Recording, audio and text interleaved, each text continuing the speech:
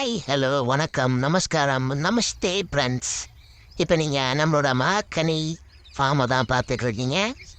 தூரத்தை வந்து பார்க்கும்போது பாருங்கள், இந்த மரத்தோட உயரங்களை நீங்கள் கண்கொள்ளா பார்க்கலாம். ஆல்மோஸ்ட் தென்னை மரத்தில் பாதி உயரம் வந்துடுச்சு, 10 to 15 அடி வந்துடுச்சு. நல்லா பாருங்க, அப்படி சூப்பராக இருக்குங்களா? Welcome to my YouTube channel friends. நம்மளோட யூடியூப் பேஜ் பார்த்தீங்கன்னா விவசாயத்தை விரும்புவோம். கிட்டத்தட்ட ஒரு 6-7 மாதம் கழிச்சு ஒரு லாங் வீடியோ வேணாம் நீங்கள் பார்க்குறீங்க. பார்க்க நல்லா தான் இருக்கேன்னு சொல்லிட்டு நம்மளால் பட் அது நமக்கு முக்கியம் இல்லை. வர நீர் தான் நம்ம ஹாமில் இருக்க உயரமான மரம். சுமார் ஒரு 25 அடி வந்துட்டுங்க. வாங்க பார்க்கலாம். இந்த வீடியோவில் நிறைய விஷயம் நீங்கள் தெரிஞ்சுவீங்க. ப்ளஸ் உங்களுக்கு சந்தேகங்கள் இருந்தாலும் கமெண்ட்டில் பதிவிடுங்க, அதுக்கு நான் பதில் சொல்கிறேன். இந்த உயரமான மரம் பாருங்கள், நானே ஒரு 6 அடி கிடப்பேன். இந்த மரம் கிட்டத்தட்ட ஒரு 20-25 அடிங்கிறது வந்துட்டு அதுவும் 2 வருஷத்தில் கரெக்டாக 2025 பிப்ரவரி வந்துச்சுன்னா 2 வருஷம் கம்ப்ளீட்டு. ஆனால் இந்த வீடியோ நான் எப்போ எடுத்தலாம் 2024 டிசம்பர், ஓகேங்களா? ஆனால் இப்போ தான் நான் அப்லோட் பண்ணுறேன். அதுக்கடையில் நிறையா ஷார்ட்ஸ் வீடியோ அப்லோட் பண்ணியிருக்கேன். பாருங்கள், இந்த உயரமான மரத்தை நான் காட்டுறேன், எப்படி இருக்குன்னு பாருங்கள். இது என்ன மரம்னா தெரிஞ்சுக்கோங்க. இது வந்து ஒரு டிம்பர் வகையான மரம். இந்த டிம்பர் எதுக்கு பயன்படுதுன்னா வீடுகளுக்கு, அதாவது கதவு, ஜன்னல், அடுக்கால், கப்பல் கட்டுறதுக்கு, அதுவும் இல்லாமல் மருத்துவத்துக்கு. பாருங்க என் உயரம், அது உயரம் பாருங்க ஃப்ரண்ட் கேமரில். இன்டெகிரேட்டடாக பாக்கு வச்சுருக்கோம். இந்த ஃபேமிலியே பார்த்திங்கன்னா 3 வகையான பயிர் பண்ணியிருக்கோம். ஃபஸ்ட்டு மகாக்கனி 250 மரம் வச்சுருக்கோம். அடுத்தது வாழை, அது ஒரு 750+ இருக்குது. அடுத்தது பாக்கு, ஒரு 1000+ பாக்கு வச்சுருக்கோம். ஏன்னா ஒரு 3-4 விதமான வருமானங்கள் வரணும் ஒரே ஏக்கரில். ஒரு பேரையே நம்ப முடியாது, அதான் ஒரு வேலையே நம்ப முடியாது. அது மாதிரி தான் இந்த கம்பெனியில் நான் அடுத்த கம்பெனி, அதில் நான் அடுத்த கம்பெனி. நம்ம இப்போ சொந்தமாக கம்பெனி பண்ண போகிறோம். ஸோ இந்த லேண்டு தான் நமக்கு ஒரு கம்பெனி. இதில் நம்ம தான் முதலாளி, நம்ம தான் தொழிலாளி. கஷ்டமாக தான் இருக்கும். கஷ்டப்பட்டு செய்கிறது எல்லாமே கஷ்டம் தெரியாது. அதில் சில செடிகள் பாருங்கள் 10 பேருக்கு, எல்லாத்துலேயும் நஷ்டம் இருக்குது. சிலர் பார்த்தீங்கன்னா ஒரு 200 செடி பக்கமாக. ஸோ சரியாக வரலன்னு சொல்ல முடியாது. ஏன்னா மண்ணுக்குள்ளே போயிட்டு இந்த மரம் எப்படி வந்திருக்கு, இதோட வேறு எப்படி இருக்குது, இதில் என்ன அப்படின்னு நம்மளால் தெரிஞ்சுக்குங்க. இயற்கை சார்ந்து வருது, வரட்டும். சரி, இதில் சைடு கிளைகள் இருக்குது, அதனால் கட் பண்ண ஆரம்பிக்கணும். ஏன்னா 20 to 25 அடி வரைக்குமே நல்ல நெட்டு போக்காக இருக்கணும். அப்படி இருந்துச்சுன்னா டிம்பருக்கு நல்ல வேல்யூ போகும். ஒரு மரம் எடுத்துக்கிட்டிங்கன்னா இப்போது 10,000, 15,000, 30,000 வரைக்குமே போகுது ஃப்ரெண்ட்ஸ். இன்னொரு 10 வருஷம் கழிச்சு, 15 வருஷம் கழிச்சு ஒரு மரம் நல்ல விலைக்கு போகணும்னு நான் நம்புகிறோம். அப்போனா ஒரு ஏக்கருக்கு கிட்டத்தட்ட ஒரு 50 lakh or 1 crore above எடுக்கலாம். ஒரு லாங் டைம் இன்வெஸ்ட்மெண்ட் மாதிரி. இடையில வாழை பாருங்கள், 2 போகம் ஈல்டு கொடுத்துருக்கேன், அதில் ஒரு இன்கம் இருக்குது. பார்க்க பாருங்கள், ஒரு 4வது இல்லை 5வது 6வது வருஷத்தில் ஈடு கொடுக்க ஆரம்பித்தோம். அதுலேருந்து ஒரு விதமான வருமானம். அப்போ வாழை எடுத்துடுவோம், அப்புறம் இன்னொரு பேர் வீடு பேர் பண்ணுவோம். ஸோ இப்படி தான். ஸோ ஒரு 5 விதமான இன்கம்ங்கிறத நம்ம இந்த வயசில் சம்பாதிக்க ஆரம்பிக்கணும். ஏன்னா நம்ம தான் நான் பொண்ணு தருவாங்க. எல்லோரும் ஐடியில் 1 லட்சம் சம்பளம், அதில் 1 லட்சம் சம்பளம் அப்படி இப்படின்னு சொல்லிட்டு இருக்காங்க. எல்லா பொண்ணுங்களும் அங்கேயே போயிட்டாங்கன்னா சொத்துக்கு எங்கே போகிறது? விவசாயத்தை பக்கம் திரும்புங்க, இயற்கையை சார்ந்து வளர்ந்தா ஸோ அது நம்மளை பார்த்துக்கும். ஸோ அந்த மரத்தோட பயன்களை நான் சொல்லியிருக்கேன்னு நினைக்கிறேன். ஸோ இதுலேருந்து வர வருமானத்தை பற்றியும் கொஞ்சம் உங்களுக்கு தெரிஞ்சிருக்குன்னு நினைக்கிறேன்.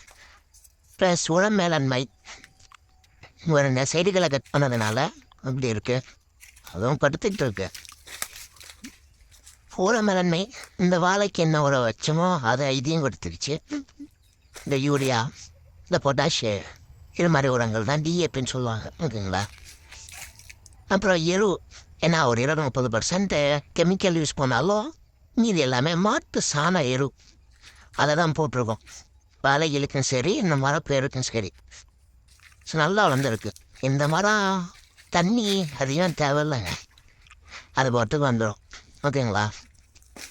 19 சொல்லுவாங்களா, அது மாதிரி இடத்துல பயிர் பண்ணால் ரொம்ப உதவியாக இருக்கும். நீங்கள் ஒரு வேலி பயிராக போட்டால் கூட ஒரு ஏக்கருக்கு 200 மரங்கிறது வைக்கலாம்.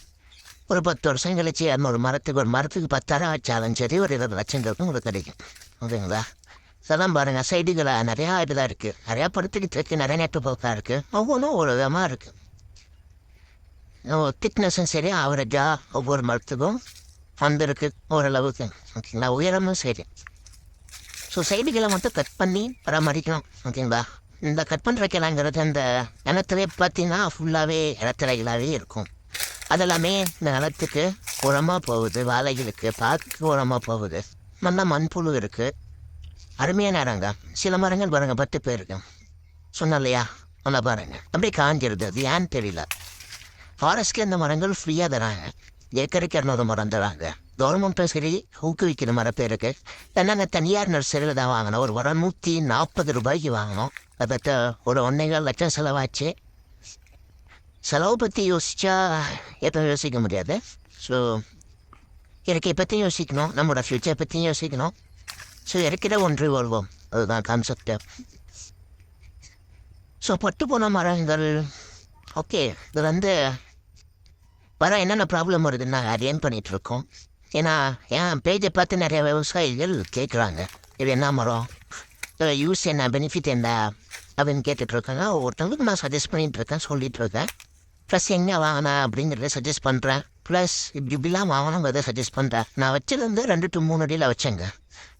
ஓகேங்களா, 2 வருஷம் ஆகுதுங்க. ஆவரேஜாக 10 to 15, 20, 25 அடி வரைக்கும் வந்துருக்கு. சில இது இப்படி இருக்குது. ஓகேங்களா, சாகலை பட் அப்படியே இருக்குது. நிழல் பத்தலையா நியூட்டன் பத்தலையான்னு தெரில. ஓகேங்களா, அதனால தான் நாங்கள் மல்டி கிராப்பிங் பண்ணியிருக்கோம். இது பாருங்க நல்லா சாஞ்சிக்கிட்டு வருது, நல்லா பாம்பு மாதிரி. இதெல்லாம் இன்னும் பெருசாகிடுச்சுன்னா சுற்றுலா வந்துச்சுன்னா பயங்கரமாக இருக்கும். இது பாருங்க அப்படியே வச்ச வாய்ப்பே இருக்குது. அவ்வளோதான். ஸோ இது எங்களுக்கு ஒரு விதமாக நஷ்டம்தான். ஸோ எல்லா தொழிலையும் நஷ்டம் இருக்குது, எல்லா வியாபாரத்தையும் நஷ்டம் இருக்குது. ஸோ பார்க்கறதுக்காக எரு வைக்கிறதுக்காக குயின் இருக்கோம்.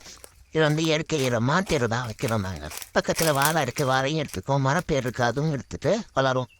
ஸோ ஒருங்கிணைந்த பண்ணைங்கிறது இப்படிதான் ஒன்றுக்கு ஒன்று சரியாக வந்துடும். என்ன பக்கத்து காட்டுக்காரங்க தான் கொடுக்க மாட்டேங்குது. சண்டைக்கு வராங்க, நல்லா ஒரு இல்லை. நீங்கள் மரப்பேர் வச்சுக்கோங்கப்பா, உங்களுக்கு நல்லா தான் சொல்கிறோம், கேட்க மாட்டேங்கிறாங்க. பிடிக்கல, புறாமல் ஃப்ரெண்ட்ஸ், புறாமல். ஸோ நீங்கள் சேனலை மறக்காமல் சப்ஸ்கிரைப் பண்ணுங்க.